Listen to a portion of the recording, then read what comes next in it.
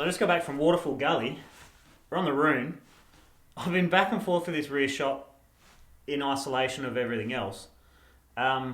Spoke about it a couple of days ago about front wheel compliance or wheel compliance, and these flow wheels. This flow wheel that I got at the front is just super stiff and just really, really harsh.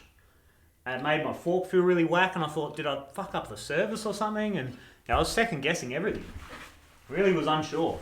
And so I bought a new 29er wheel because my Trek 29er wheel feels really, really weak, like compliant, but kind of weak.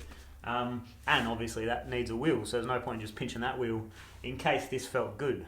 So the rear shock I started because I thought this rear shock was too stiff at 320 spring. So I bought a 300 spring.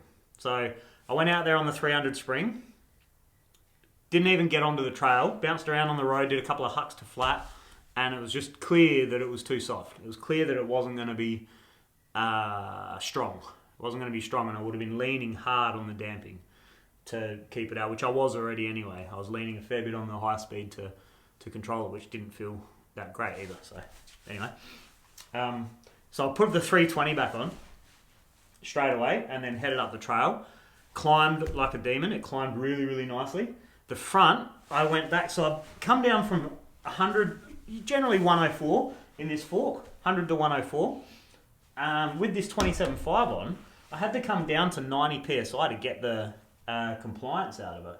And it made the fork, it felt like the fork was quite a bit stiffer now. So 29er wheel, back on. The fork felt super soft again, so I pumped it up. That run I just did then was at 99 psi. So, and it felt very soft and very compliant. Not very soft, but it was efficient on the climb, and it was very quiet. It wasn't getting caught on the bumps, and maybe that longer, you got longer contact patch 29er wheel traverses and bridges the gap between the small bumps, the small hard chattery kind of bumps on the hard packed dirt. This was on the Pioneer Women's Climb. And it felt a lot softer. It felt a lot more compliant, and it felt really good in charge. Nice higher front end. So that's probably 1080 now, maybe 1075, 1080. So I might actually drop that back down on that spacer just so I can get a bit more purchase on the steerer with this stem, because that's right at the top of the steerer is flush with the top of the stem, and I'd prefer to have a little bit more meat hanging off of that for where that clamps. So just personal preference. I don't know if it makes it structurally stronger or not, but I think maybe it would. So instead of just being clamped right on the end of it. Don't know, correct me if I'm wrong. But it's a fun Phantom 35, so 35 external diameter, 30mm internal diameter. Super easy to get the tyre on. I put an old clapped out DHF on it. Max grip, feels killer. I love these tyres. I always end up back on the DHF. I'll probably go back to an Assegai, and I'll just come straight back to this again. I don't know, but I digress. This felt killer. The fork felt soft again. It felt smooth, compliant, exactly how the B1's supposed to feel, or how I remember it feeling. It was way better. The climb felt smoother and easier. Maybe same efficiency. But the first half of the climb I was really efficient. Straight out the gate I was real efficient. So there's segments on that climb. First one is called intervals, I think, and then it's lap climb left, which is the whole way up basically, and then obviously the descents. So lap climb left I did an 18-ish, but I had some traffic. I had to slow down a couple of times for walkers and whatnot.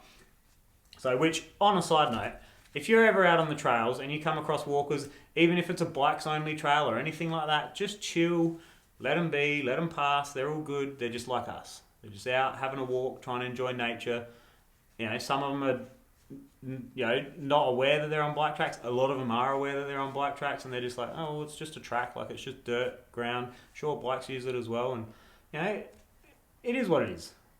Live and let live. So, side note, don't worry about that. Be nice, and love your fellow people. Love everybody that you see on the trails, even the haters. Mullet. it's a mullet. I'm not going to go back to 27.5, I don't think. I could probably build a different 27.5 up and test it again with a 27.5 fork, but it really feels like a short bike with the 27.5. It feels really nimble and whatever, but it feels short and underneath me as a full 27.5. So, wasn't into that. Also, with the fork feeling more compliant, the rear felt killer. The rear felt really, really good. Before, when the fork was when the 27.5 wheel was on the front, and the fork felt harsher, even though it was softer. The rear felt really strong and harsh, like overly oversprung, which made me want to go down a spring. So it was obviously just transferring back and forth. You know, it's seesawing energy back and forth through the frame and through the shock and the fork. So same bumps, same track, same everything with that rear setup. So it's a 320, no preload or minimum quarter turn preload, and it felt much better. It felt really, really good. Wet, slippery track, but I still hauled. I still gave it a good honk. Not breaking any records up there, that's for sure. But when it dries out a bit and we get some hero dirt, I reckon I can really, really send this and fine-tune this rear shock, fine-tune this Kitsuma. So it does top out still, which there's nothing I can do about that. I might get it serviced soon. I might get it serviced soon and just see what it can be at optimal, whether it can be any better, whether they can get rid of that top out. It might be I don't know.